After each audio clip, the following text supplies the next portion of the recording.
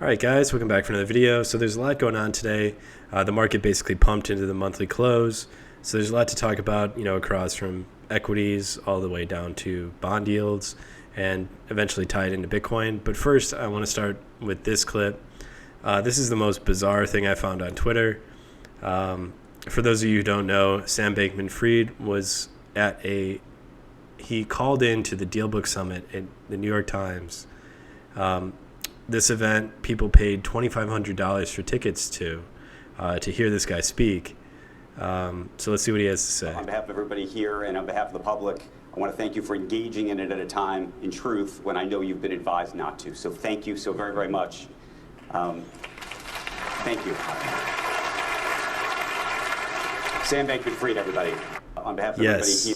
Thank you, Sam Bankman-Fried, for stealing tens of billions of dollars and ruining people's lives. I mean, it's just really bizarre shit for people to be applauding this guy, especially considering he's like the biggest thief since Bernie Madoff. But I guess that's the world we live in. Anyway, today's rally was based off, or you could say the catalyst for today's rally was comments by Jerome Powell, saying that the time to slow the pace of rate hikes could come as soon as the December meeting. So not necessarily announcing rate cuts, but just simply laying out, the Fed's plan to start slowing the rate of interest rate increases come the December FOMC meeting. So the market interpreted that very bullishly. And the reason for that is on a fundamental level, it's not, the most bullish thing ever, but what people fail to take into account is all the absolute most bearish scenarios that didn't come to pass, right? So the market's always pricing in the risk of something even more bearish happening, than what the Fed was doing previously. So the fact that I don't want to use the word pivot, but shifted to a more favorable and loose stance, basically shuts the door on all the worst case scenarios, right? So what happens when you shut the door on the worst case scenarios? Well, hedges come off, capital gets deployed, and shorts basically get blown out. So, again, it doesn't mean that the bull market is going to start, tomorrow, but it is a bad sign if you are leveraged short and maybe underwater. You really need to manage risk. Ideally before today, but, the best day to do it was yesterday. The next best time to do it is today. So I'll just start with the broad view. Well, why don't we start with the quarterly chart, because we had the quarterly open. So you can see that, basically this is SPY US Equities Index. Some people use NASDAQ, some people use SPY, but, basically what you have is you have this high before the March 2020 dump. Price comes down, doesn't hit it directly, but basically comes down to that area close enough. And then you get this quarterly open, right, in October. Right after that quarterly open, that's your low in the market. And if you guys have been listening to my videos, you know that I track the quarterly open pretty dramatically. So it just is one of those areas where the market tends to pivot. Just because of institutional quarterly P&L. So let's go down to the monthly chart. You can see here, it actually lines up a lot better with this area here that you couldn't really see on the quarterly chart. But, whether you're using the absolute high here, you can mark off the wick high right there. Or maybe you mark off this area here. You get the idea. Basically, the market comes down to that level, tests off, rallies off. Now, what do we see on the weekly chart? Well, the weekly, showing the same thing basically at that level. Now, what's really important here, I think, to consider is what's going on in the RSI. So the RSI, at least on SPY, people may not notice it here directly because, you really got to drill down into this to see it. You do get one drive of bullish divergence right here. I mean, just barely. But you can see things are starting to turn around. Technically, it is multiple drives, but really, your obvious and significant drive is this right here to this area right there. Now, what makes it significant is not the fact that it's just a weekly bullish divergence, but that you're coming down into the critical zone and getting this read off the critical zone, right? You're coming down to a very extended area. And that's, if we're playing divergences on the RSI, that's what we want to pay attention to. Because, if you get the exact same read in the middle of the RSI region, it's just not going to give you the same edge as when you get it in the critical zone. So that's really significant.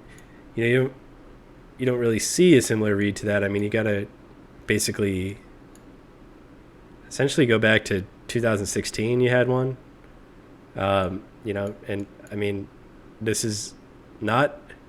You can see obviously this is not the ideal shorting opportunity, right? To say the least, right? It's the type of area in the market where if you open a short and just hold on to it indefinitely, you're going to lose all your money. And you can see that same pattern playing out right here. So ultimately the market, bottomed out and actually we can see this layering on. So just keep in mind that this was the weekly RSI divergence that we pointed out, but you can see how the daily is actually layering on top of that, right? So this is how price gets very fractal in nature, and you can see it starting to build out on itself. So we've got the weekly divergence that we noted before from here to here. And I'll just pull the RSI, weekly RSI off the chart, but leave this weekly low and this weekly low. But you can see it's building on top of, you also get this daily divergence coming in here, and these lows here, up to here. So basically from that level there, right here, all the way down there. You can see so you got your weekly RSI divergence that we just pointed out, building onto a daily RSI divergence. And you can see how basically, and remember, this was our monthly level on the monthly chart right here. Remember the top of this candle body right here, right there, September 2020. Now, what's the significance of this level right here? Well, this level is the consolidation up to the U.S. elections. So you had March 2020, the Black Swan event that ran down. If you were trading the market, you obviously remember this. When COVID was just announced, the world shut down. And then the market rallied up above these highs, ran liquidity above these highs, consolidated for a bit, basically into the U.S. November elections.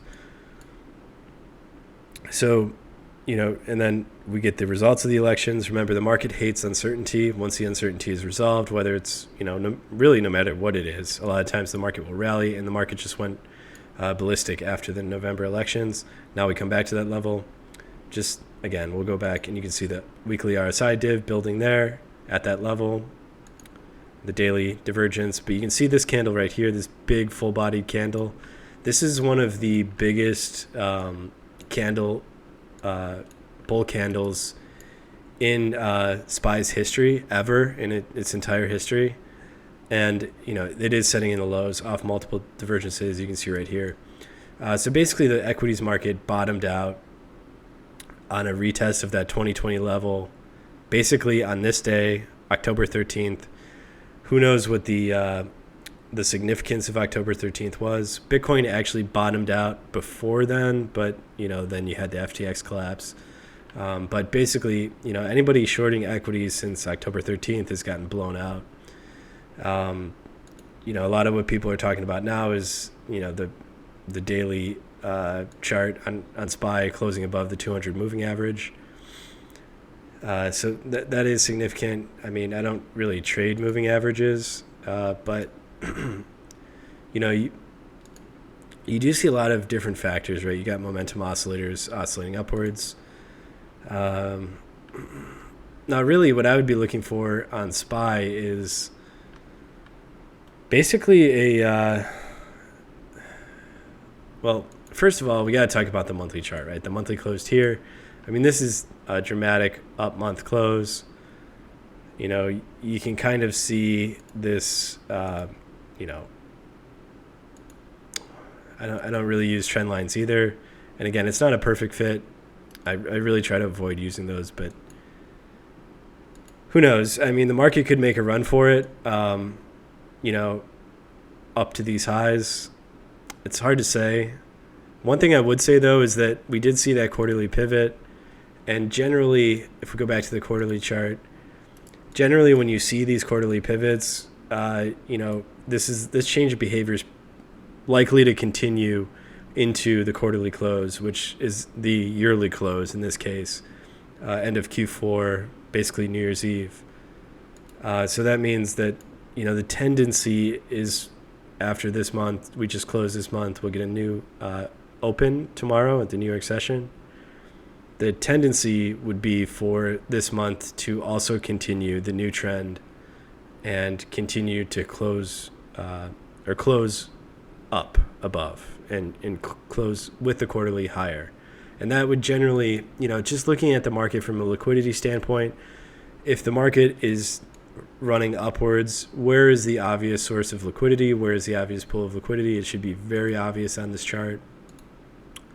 It's obviously right there, right? These highs. Anytime you have significant historical highs or lows, in this case, the market is moving upwards and running liquidity to the upside. This would be the obvious place where stop loss orders are clustered. It wouldn't be a huge shocker if, the next month, runs for these highs. And doesn't necessarily have to close above there. A lot of times it could run above and then close below. But, the market generally seeks liquidity. It's like water. It'll move to this path of least resistance, which means it'll search for liquidity. So the path of least resistance is moving, towards this cluster of stop losses right here. So anyway, that's just my opinion on SPY. Now, a lot of this is, juxtaposed with what's going on in the DXY, right? Or the dollar currency index. So, what I think is really interesting, and, I did a whole video talking about the dollar currency index parabola being broken.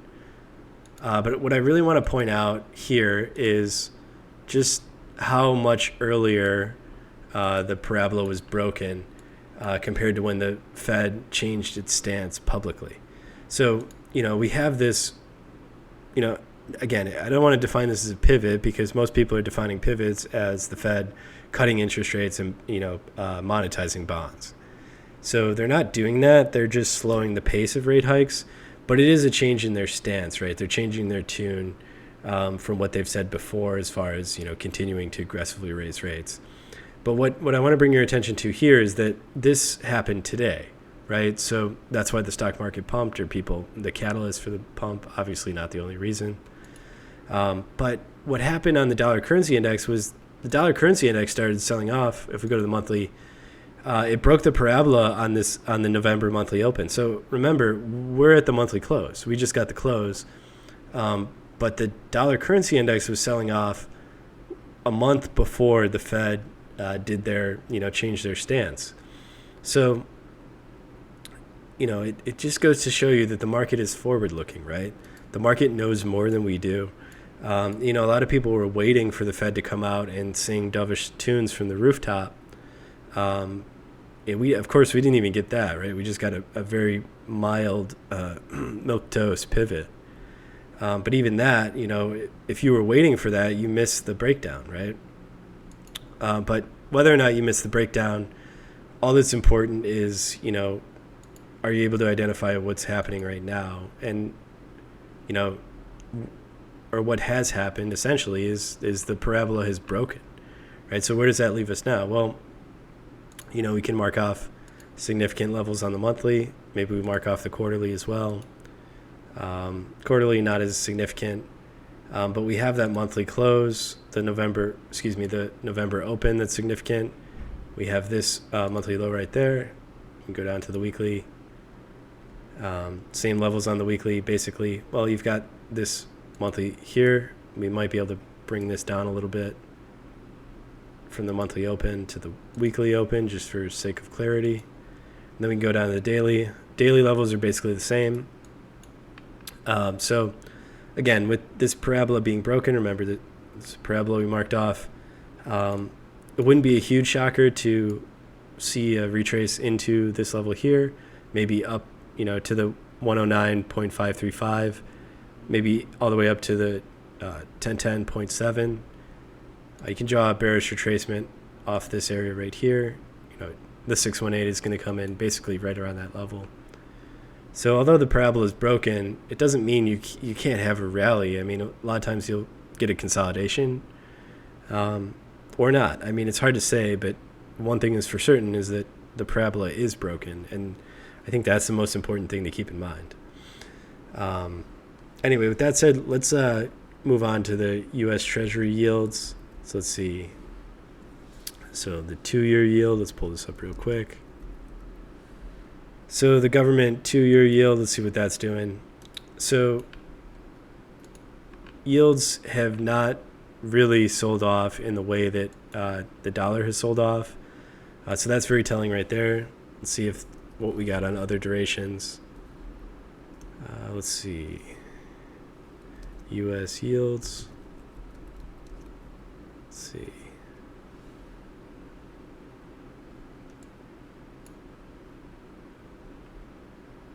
Ten-year, not really giving us as much juice on that.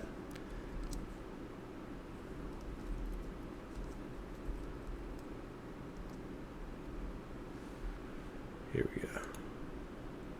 So we got the U.S. 10-year Treasury note yield. So the 10-year yield has sold off with the dollar. So that's kind of interesting. You see the 2-year yield, not really selling off as much as the 10-year yield. And all that's really doing is it's just further inverting the yield curve. It's just basically pushing the economy further and further towards a recession, right? If the yield curve inversion between the 2-year and the 10-year starts to widen even further, then you're just going down the road to a recession and intensifying the likelihood that the Fed will have to come out at some point and really just, pump the market, what a real proper pivot that everybody's looking for. Again, that doesn't have to happen right away, but it could take some time. Now, another thing that's very important I want to mention is this is the WTI crude oil chart. This is the price represents the cost per barrel of oil. And what's significant here, I want to mark this off on my chart. So the White House came out and said they will buy an unlimited amount of oil, essentially an unlimited amount of oil to fill the special purpose reserve at $70 per barrel. So that's very significant, right? If you don't have that on your chart, you want to put that on your chart, because what the White House is basically telling you is they're going to step in and bid at this level, right? So, I mean, that's a real demand, right? I mean, that's a big buyer stepping in and bidding the market, and they have unlimited money, right? Now, obviously, they have their treasury reserves, and if they run out of treasury reserves, they just call the Fed, and the Fed prints more money and gives it to them. So, there's no guarantee that oil has to trade down to this level. But oil is pretty close to that level. And if, oil traded down to that level, I would definitely start bidding this market, just because the Fed, not the Fed, the White House has said that they would step in and be a bidder at that level. It doesn't make me want to be short oil if I hear that. Basically, the risk reward on this trade is extremely favorable, right? You're right by the unlimited bid section, and the upside is essentially infinite. Obviously, there's a certain amount of time, and the market takes time to rally, but your risk reward on this trade is highly favorable. Now let's go back to Bitcoin and see what we got going here. So let's see. So I just closed a position. I was in this position at a loss, but just ultimately closed that off. Now, Bitcoin has kind of followed a different trajectory than the equities market. The equities market bottomed in October. We can mark that off right here. October 13th to be exact.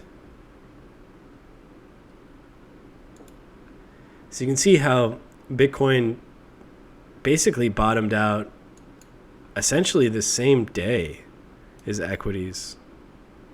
Actually, this was the day on equities. We can go back to SPY, point that out. You have this October 13th day right here, right? Remember, this is the big day. Go back to Bitcoin. You had your big day right there, and you were starting to rally off there.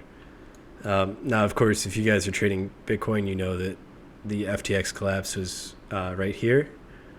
And, it ultimately, I would consider it a black swan event. A lot of people disagree with me. They would say that, it's not a black swan event because people predicted it could happen. Well, I think the second largest exchange internationally in a market blowing up, with, tens of billions of dollars getting rug pulled and people losing their life savings and, all the crazy shit that unfolded with that. I think that's a black swan event. I don't think many people called that, or many people traded that. How could you have traded that? And some of the revelations that have come to light since that are even more shocking, right? That, for example, like FTX never had a bank account, right, in the beginning. They money got wired directly into Alameda Research. It was never, and then credited to the FTX account, but the money was never actually at FTX. It was in Alameda bank accounts the whole time, and credit was issued to FTX. So, I mean that's just insane. But I will say that, on Bitcoin, we do want to kind of talk about the fact that,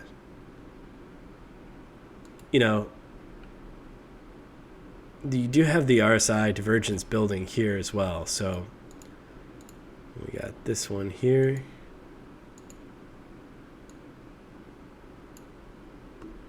And this, excuse me, this one right here.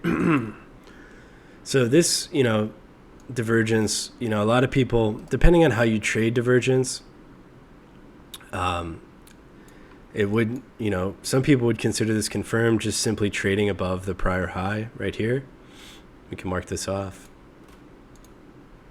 But, other people would wait for the close. But, if you're a little bit more cavalier, you would consider this, confirmation. Other people would be waiting till the close. Now, the close for CME would be this Friday, so 48 hours from now. The close for spot is a little bit later on Sunday. But let's just drill down into this and look at that prior weekly high in context. By the way, these arrows represent buy orders and sell orders. So there's a place to buy order right here, sell order right there. And this represents the prior weekly high. So you can see how this is an area of interest. When you broke above, you got this test down into this level right here. You can go on the hourly chart to see this a little bit better. Yeah, so you break above, test back down in there, throw back above. So, you've got that weekly high marked off. You've also got this high marked off.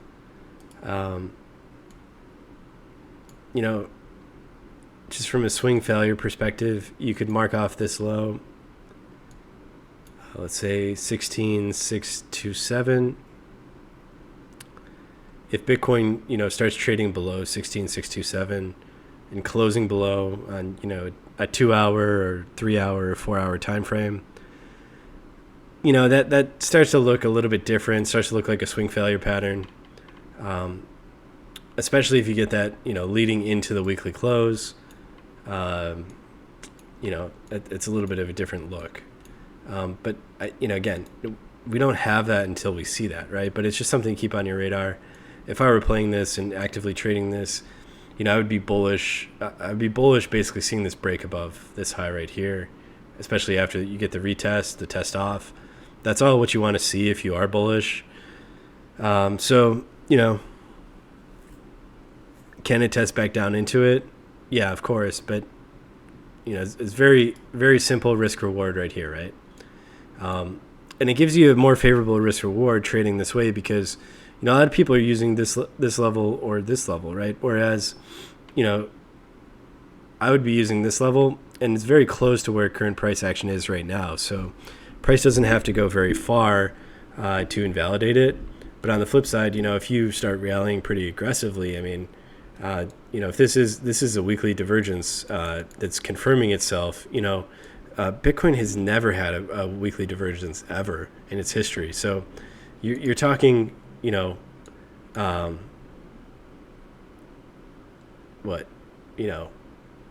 $300 of risk, $400 of risk for basically tens of thousands of upside. I mean, we've never seen a weekly divergence before. So, price could really, just totally rip from here. You're talking $400 of risk for basically tens of thousands, possibly even 50,000, even $100,000 of reward. Now, I know people don't think that's likely, but really, I think, if you do confirm that type of significant low and divergence, especially considering these around the prior all-time high, then you start reaching for, a 618 retracement would be the most logical area the price would retrace. You can see that here. If we do a retrace from the prior bear market, you can see that price actually rallied up into a 618 retracement absolutely perfectly, right here. You get this retrace. This is very surgical, right? Look how perfect that is if you traded that. It's just beautiful. And that would be basically at the 48,000 level, basically just above these highs right here. Now, I know people don't think that's possible right now. And, in my opinion, that actually lends a little bit of credence to the idea that actually is possible, right? So basically the way I look at this trade is the risk reward is insane to be long right now. Just from a technical perspective, and there, all the other things going on, it's the most bearish I've ever experienced the market. People are literally swearing off crypto. People are writing articles that, the bubble is here, or the bubble has popped and crypto's dead. A lot of people got seriously rug pulled, whether it be in FTX, the most notable one, or BlockFi, Voyager, Celsius. People laugh at that, but, you had, especially like something like BlockFi, you had people like Raul Paul, Anthony Pompliano, people who are quote unquote respected people in the quote unquote community, coming out and endorsing these places. So they're not exactly fly by night places.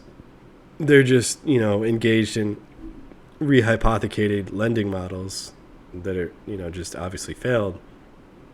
But a lot of people got totally wiped out. So you've got people who are totally capitulating, selling all their coins, leaving the market completely, or maybe they got caught up in a rug pull and BlockFi sold their coins for them as part of the bankruptcy proceeding, or FTX sold their coins to pay their lawyers. You have a lot of situations. There's a lot of people in this market who are just totally washed out. And, it involves risk that's not directionally based. So you could, you have people who are, say they were directionally, they traded the bear market perfectly on FTX, right? And shorted all the way down from the top at 69,000. And maybe they 10x their account. Maybe they just traded perfectly. We're creating a hypothetical scenario, obviously. But even those people, there's people like that who got rug pulled in FTX, right? So they were trading wonderfully, perfectly, built up all this capital, and then the capital got rug pulled. There's some risk that's not directionally based, right? And those are the greatest risks. Obviously, I just uploaded video on that, on self-custody and existential risk in the form of counterparty risk. But I think the idea here is that, people are capitulating, right? And what you also see the record amount of Bitcoin leaving exchanges ever in Bitcoin's history. So that's very notable as well, right? We know objectively that that's an extremely bullish indicator, right? Because it reduces the supply of Bitcoin available, to trade. Obviously, if it's being held in cold storage, Bitcoin can't be sold. It has to be transferred to the exchange to be sold.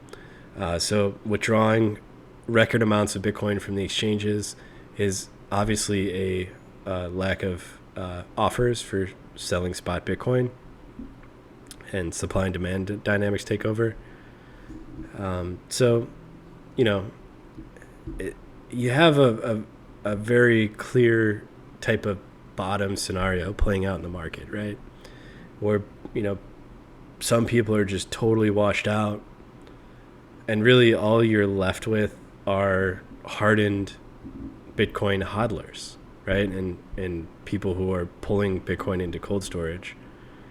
And, maybe there are people who are out there shorting, but, in this era of counterparty risk, right, in order to short, there's really not a lot of great places to short Bitcoin in the U.S. Now, of course, you can short on Kraken, but I think most people would be, operating on Binance. But, Binance is a little bit questionable as well, right? So maybe you are spooked about that. I'm sure there are a lot of bears spooked, after seeing FTX get wiped out.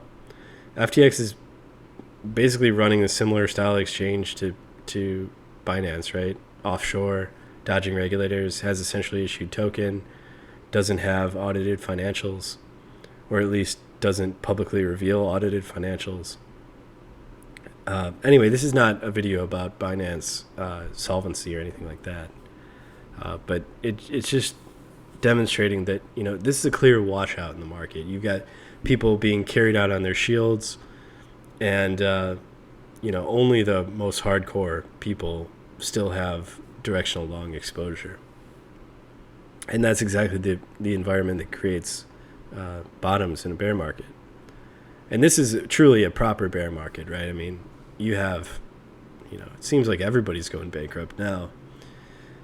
I will upload a video on self-custody, because I do think that's really important, especially given today's climate. So keep an eye out for that. There was one last thing I wanted to share. I did post a tweet earlier, and we're talking about capitulation. There's this tweet: Bitcoin realized profit and loss ratio. This is a 7-day moving average showing a realized profit and loss. So it's basically capturing, price on chain in profit, average price on chain at loss, but specifically realized price, meaning at the conversion point from Bitcoin to fiat. And you're seeing here that, capitulation is reaching, these areas in the market that represent, the type of realized losses you would see at the bottom of a bear market, right? These reads have marked the bottom of the previous 3 bear markets right here. You've got the one in 2012 right here, the one in 2015, the one in 2019, and now the one in 2022. So you can see, now, is it going to be different this time? I know some people will say, well, it's different this time. But if you've been trading for a while, you know that it's really not different this time. Bitcoin moves pretty amazingly in 4-year cycles. And one way you can see that is by looking at, pretty much every cycle has peaked in December every 4 years. So December 2013, December 2017, December 2021, almost with perfect accuracy. And it really doesn't make sense why that happens, right? I mean, the halving every 4 years makes sense because that's an abrupt change in the supply and demand dynamics in the market.